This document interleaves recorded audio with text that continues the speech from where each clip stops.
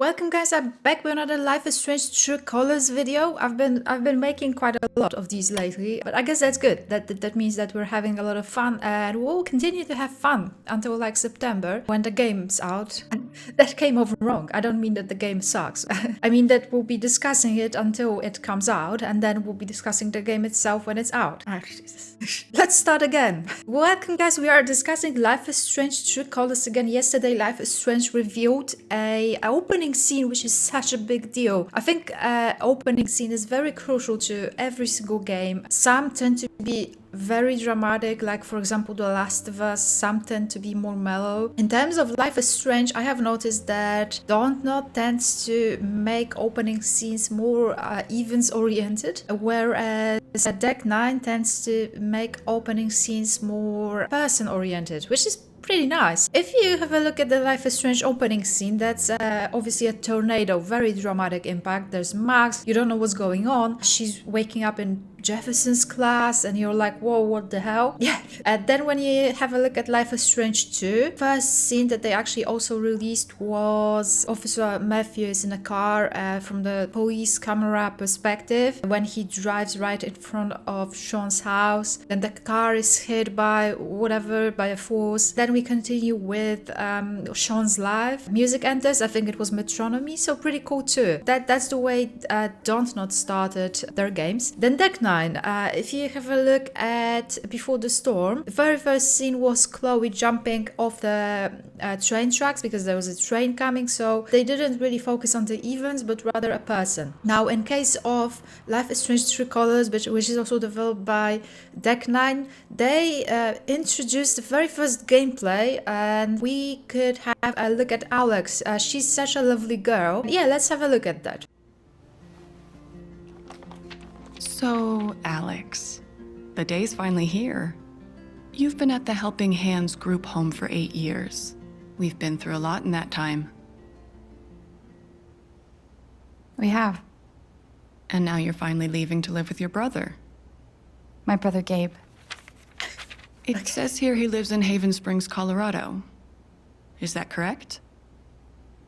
That's a big move. Do you have any plans as far as school or a job? My brother said I might pick up a few shifts at the bar he works at. So you'd be dealing with people? Maybe. Does your brother know about your issues? Is that an official interview question, Dr. Lin? Alex, you know that I care about you. With everything that has happened, I just want what's best for you. He doesn't know. No one will once I leave this place. I'll just be a normal girl in a normal town.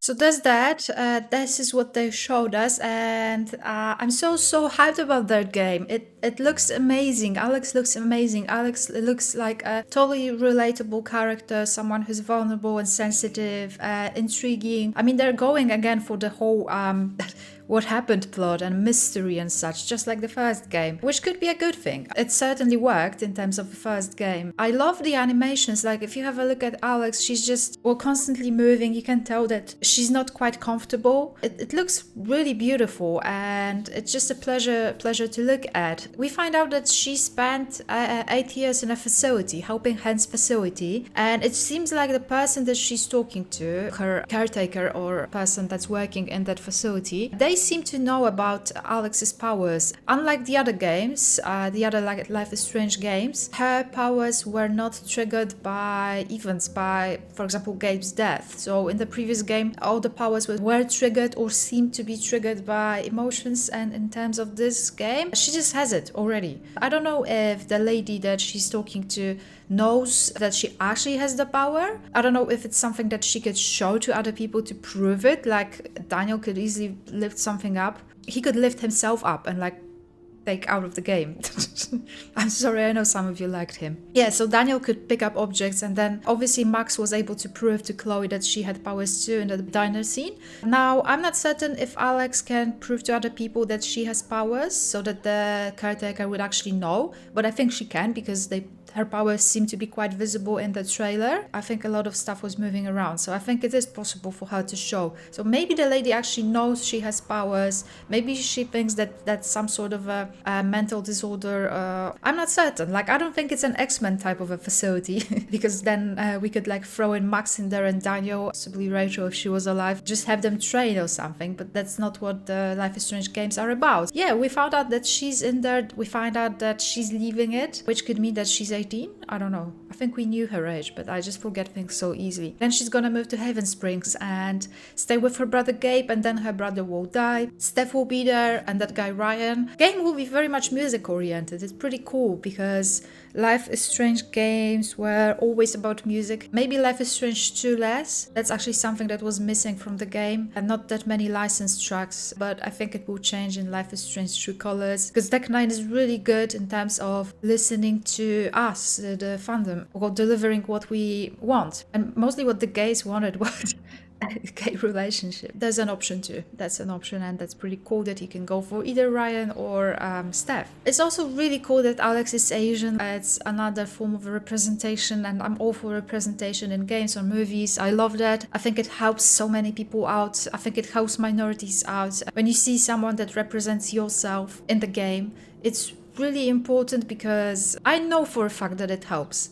It does help, and it also normalizes it sort of for people who are not maybe familiar with certain subjects, certain minorities and such. So I think it works for the best, and I'm pretty hyped about it. So excited about True Colors. Can't wait for latest updates. I will be updating you guys on everything as we go, so please do subscribe. Make sure to hit that notification bell so you are notified about my videos. It would mean a lot, and thank you guys so much for watching. I'll see you soon. Stay safe. Bye.